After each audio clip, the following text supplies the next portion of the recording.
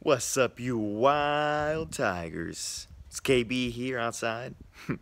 Today's hero is Nelson Mandela, the revolutionary, the man, the myth, the legend, the father of a nation. You can't beat Nelson Mandela. Back in high school, me and my friends made a pact. We called ourselves Nelson Mandela's Dream Team. And I want to tell you why I think Nelson Mandela is one of the greatest heroes in humankind, human generation, in history. Because that man went through hell and said to himself, we must look at the bright side, the positive. We're going to get out of here. Now, let's start off with a little side note. I personally have heard hundreds and thousands of people, okay, not thousands, but a lot of people tell me, oh, that's not how the world works, or that's not how it's supposed to be, or yeah, you're too positive, or like you've never been hit, or you don't understand how life hard, you don't understand how hard it is, you don't understand how this happens, you don't understand this, you don't do this, blah, blah, blah, blah, blah. Maybe I don't. I do, though. Okay, I don't know it in the way you do, but I know it. I understand it. And so did Nelson Mandela. He was in prison for 27 years. And you know what he said? He says, hey, we gotta hang in there. One day we're gonna get out. I know it. He was in for life. What do you mean he's gonna get out? When you die? So when somebody says like, oh, you don't know, you're too positive, I go, I go, that's fine. You believe what you want. My life's pretty great. It's because I follow these lessons of these great heroes and people who do great things in life. But yeah, so that's probably the greatest lesson we can learn from Nelson Mandela. He was in prison for 27 years, 19 years in the Rod Hill Island. And you know what he did every day? He hit rocks. He was hitting rocks and living in a little stone cell with a little bucket to dump in, and then they cleaned it out every day. And they brought them food. And then they ate like nothing really, and then they had no care. People would hit them if they talked out. I mean, people, they kind of gave him some stuff like books and that, but nobody really cared about him. His number was 46664. He kept that too. He said, you know what, this number means something more than what you guys thought it did. It's a symbol for civil justice. But yeah, his prison days, man. Imagine 27 years of every day hitting rocks, doing nothing with your life, sitting there, looking at the stars and wishing that one day you'll be free and you'll be out there with your people. And then you lose track of time, you lose track of what is sense of self. He says the only reason that they didn't become insane or they didn't lose sense of themselves or lost hope was because they were with each other. One friend would be like, hey man, come on, we got this, we can get this through. And they're like, you're right. He'd be like, remember what you told me about yesterday? We got this, we can get this through. We can get through it. He went, 27 years. And the reason he went into prison was of allegations against the South African government. They were saying, it was treason. Not treason, but it was more of, it was against the government. It was like, we want rights, we want this, and we're going to fight for it. And they were like, nah, you can't have this, and then you're out. That's a simple version. I want you to read the biographies, read the books about it. It'll tell you all about it. So yeah, he goes in there, and he's been fighting battles against injustice, because the civil supremacy national party came in and said, we want this, we want that, and you guys can't have it. And it just was horrible. It was horrible, man. So he fought for it. And I'm pretty sure he followed ideas from Marxism, which is National Socialist. So he wanted a scientific socialism, which is pretty intense.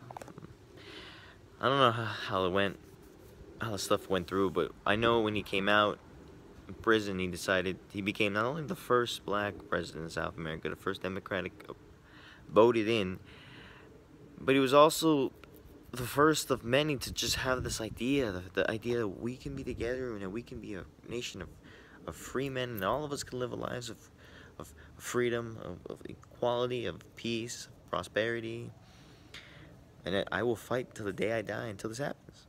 He literally was like, you know what? It's my mission, my purpose in life, for us to be free. He was a leader to the world, and a hero. He said he fought forever for this. He fought day in and day out. His marriages got lost because he was like, I need to fight this battle. That's another thing I love about this and many heroes is they choose the way of the hero, the sword, the gun, and the democratic, the pen. They choose the way of the sword, which is they choose a more noble, honorable path. Some people's like, I want to choose this, and that, and they go, I choose the side of heroism and honor, and that I have to walk to protect everyone around here, and it's not going to be safe, and I'm going to lose people around me, but I'm going to be myself, and I'm going to be with the people that I care about. I'm going to be that source of protection, and I might be alone my whole life, but it's the path I walk.